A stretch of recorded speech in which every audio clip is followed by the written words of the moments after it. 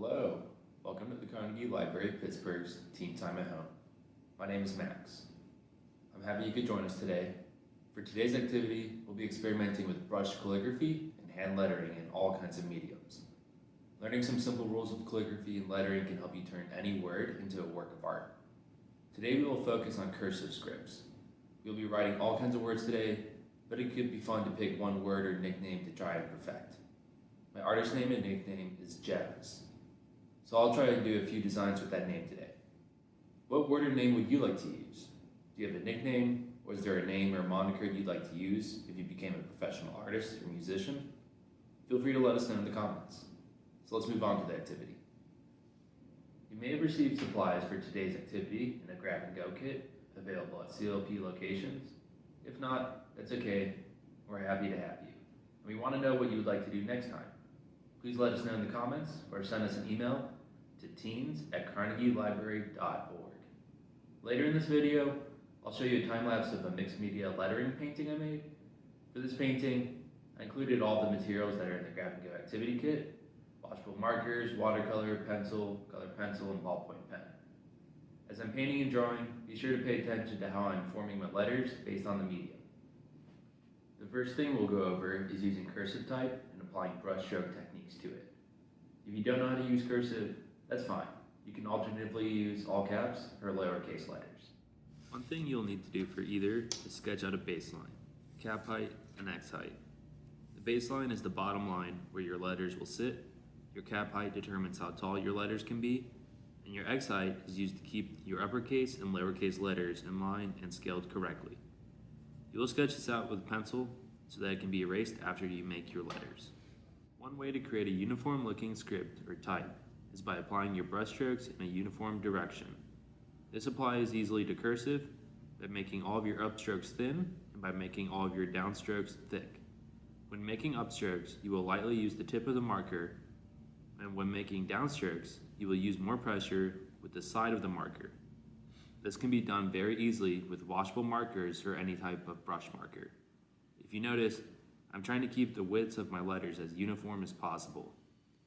I will say it plenty of times during this video, but uniformity is key to any good looking type. This can also be achieved with a paintbrush. In this case, I'm using watercolor and a thin brush.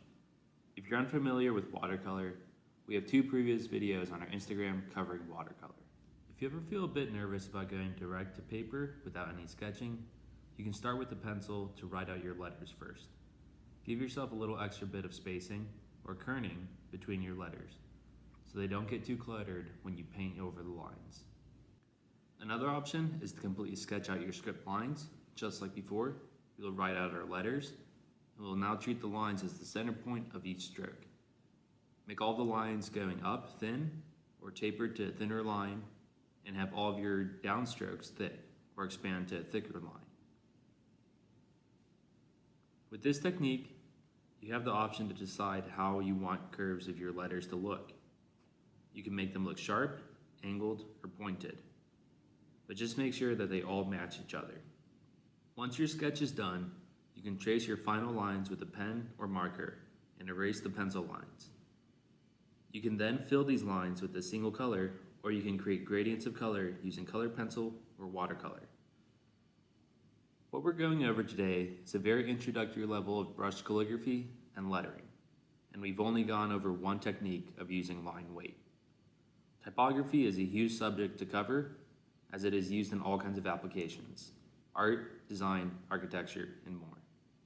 If you'd like to learn more about the role of type artists and designers, I suggest checking out Jessica Hish. There's a cool video that can be found on pbslearningmedia.org or YouTube. It's called Lettering Artistry with Jessica Hish, KQED Art School. What we suggest is, in progress, see inside a lettering artist sketchbook in process, from pencil to vector. Another video to check out on pbslearningmedia.org or YouTube is Apexer on street art murals, KQED Art School. Apexer is a professional muralist and painter that uses abstractions of typography in his street art inspired murals and paintings. If you'd like to practice your techniques a bit more, I strongly suggest learning all of the fundamentals and checking out the book, The Art of Brush Lettering, a stroke-by-stroke guide to the practice and techniques of creative lettering and calligraphy by Calligraphy. If you're more interested in digital design and type design, I'd suggest the book, The Anatomy of Type, a graphic guide to 100 typefaces by Stephen Coles.